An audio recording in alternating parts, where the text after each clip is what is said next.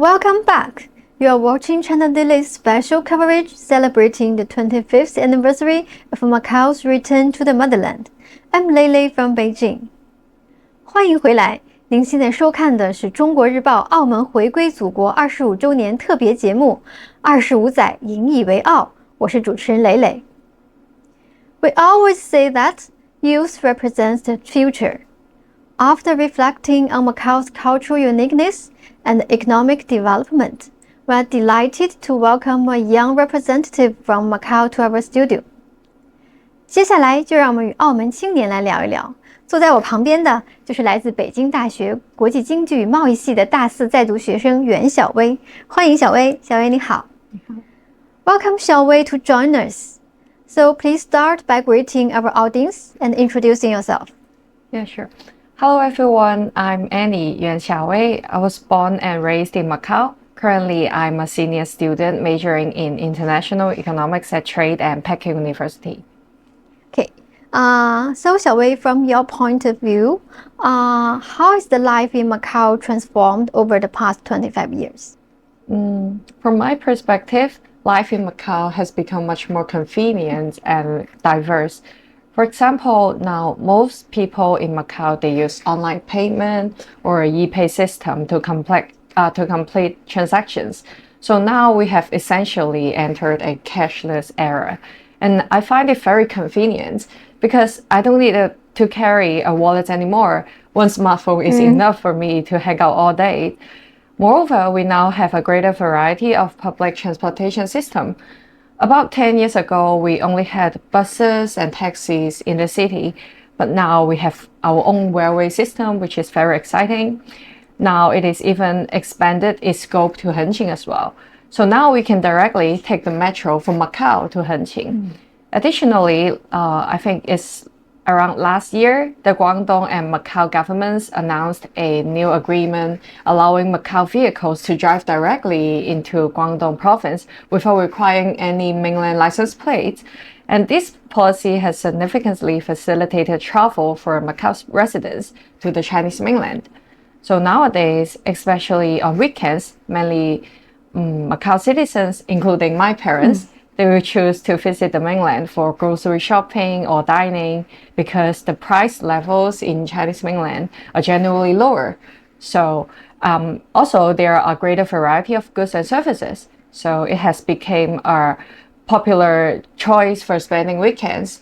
However, there are also many people, they will choose to stay in Macau to enjoy their weekends because not only has life in Macau become more convenient, but it has also become more vivid. In recent years, Macau's government has strived to introduce and promote international activities. For instance, they have invited various celebrities from all over the world to come to Macau to host concerts and exhibitions. So these kind of activities has brought me a lot of joy. So I'm actually the one who usually spend weekends in Macau. Cool, that's cool. Now you are studying in Beijing, that's far from Macau. So how is the life in Beijing right now? And how is your study in the Peking University? How do you feel about study there? And do you notice any differences than compared with your peers in Macau? So first of all, to be honest, I don't really remember my first time visiting the mainland because from a very young age, I was already brought to the mainland because my parents' hometowns are in Guangdong and Fujian. So, but I do have some fake impressions of those trips. My parents often go back to their hometowns to visit relatives during important festivals like Chinese New Year or whenever we have holidays. And my grandparents, they live in a relatively rural area. And since Macau is a highly urbanized place, I could barely see any rural landscapes in the city. Therefore, when I visit my parents' hometowns, I had the chance to experience rural life by myself.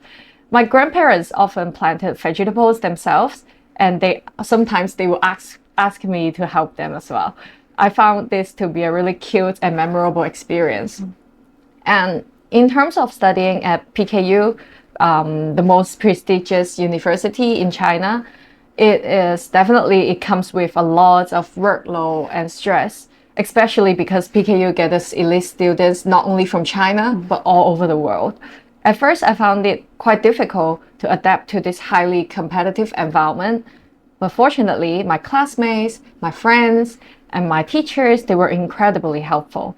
They offered me meaningful advice and suggestions that helped me quickly get used to the competitive learning environment. I also want to mention that Macau Cultural Communication Association in Peking University, whose abbreviation is MCCA, I'm one of the members of this association. We held internal and external activities.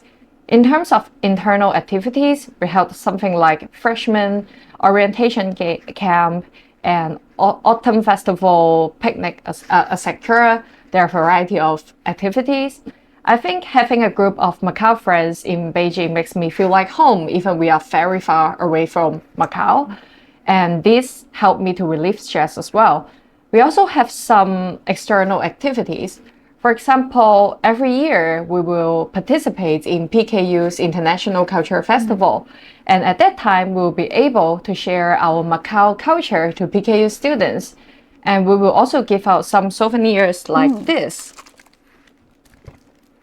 And I was actually participated in the design progress of these souvenirs because I do English calligraphy. So I used my handwriting skill to design the logo for MCCA. You can see a lot of Macau elements on these souvenirs as well. And for example, here are the shadow of some famous Macau tourist attraction like Macau Tower. Yeah. And the ruins of Singapore and the shadow of the famous bridge in Macau. And also in the background, you can see there are Portuguese painted tin glazed ceramic tile work. It is a famous art form that is widely used in the interior and exterior of Macau architectural style. And I'm very happy that I can have the opportunity to contribute my skill to promote Macau culture. And one difference I found particularly interesting is that at Peking or in the Chinese mainland, there is a stronger sense of collective identity. For example, we were randomly assigned to different class groups when we first entered in PKU.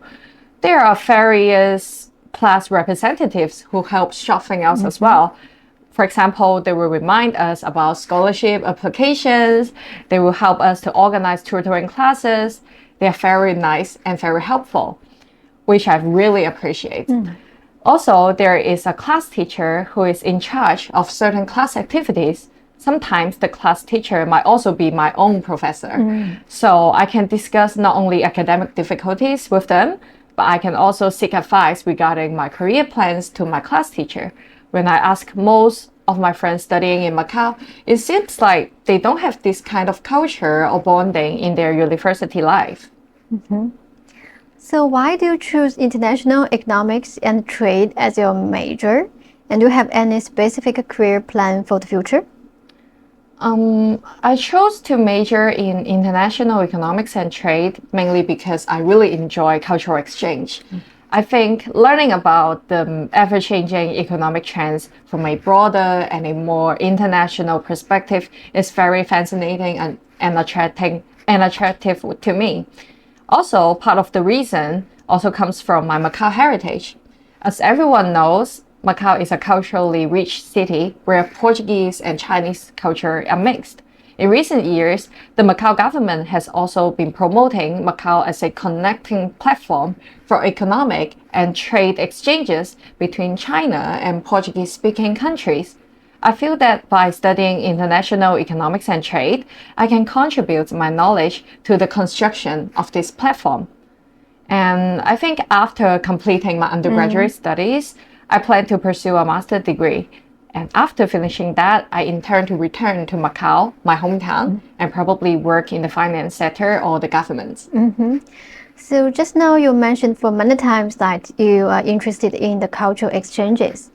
Then how do you think the integration of the Greater Bay Area has influenced the career opportunities and the path for young people in Macau? I feel like the integration of Greater Bay Area has definitely diversified our career opportunities. Like years ago, the gambling industry dominated Macau's economy for such a long time. So that becomes most of the job opportunities were centered around that sector. And this left young people like me with very limited choices. Now, for instance, the Macau and Guangdong governments, they often cooperate to introduce some meaningful internship programs that is for Macau students to experience the working environments in the Greater Bay Area, and even throughout the whole Chinese mainland. And this has enhanced the labor mobility between Macau and the mainland. As a result, more young talents, they are willing to explore opportunities outside the traditional sectors and even outside of Macau, which truly helps to broaden their career horizons. Now we're celebrating the 25th anniversary of Macau's return to the motherland. So, what messages would you like to share with your hometown? I am very happy and I'm beyond honored to have witnessed the growth of Macau, and I look forward to even more progress and achievements in the future. Thanks, Xiaowei. Thank you for joining us and share your stories with us.